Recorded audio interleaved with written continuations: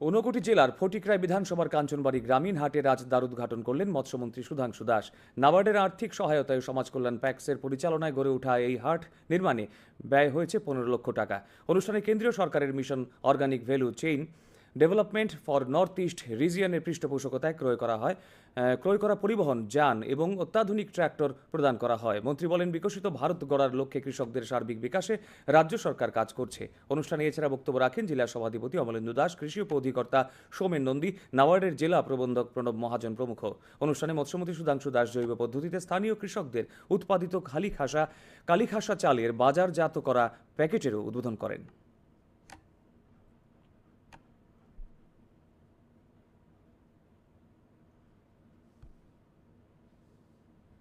কেন তার জন্য অর্থ ব্যয় করছে। আমাদের মূল লক্ষ্যমাত্রা হচ্ছে আমাদের রাজ্যের কৃষকের আয়কে দ্বিগুণ করা এবং বেশি বেশি কর্মসংস্থান তৈরি করা। সব মানুষ তো আর সরকারি চাকরি পাবে না, তাহলে বাকি যারা সরকারি চাকরি পাবে না তাদের যাতে অর্থনৈতিকভাবে তাদের বুনিয়াদকে মজবুত করা যায়, তার জন্যই সরকার এই ধরনের উদ্যোগ গ্রহণ করে থাকে।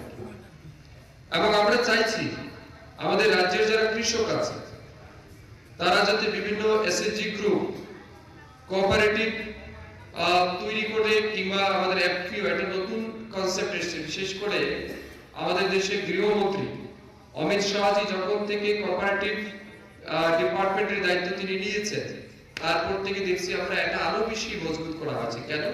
কারণ যতক্ষণ পর্যন্ত না গ্রামীণ অর্থনীতিকে মজবুত করা হবে ততক্ষণ কিন্তু আমরা বিকশিত ভারত তৈরি করতে পারি।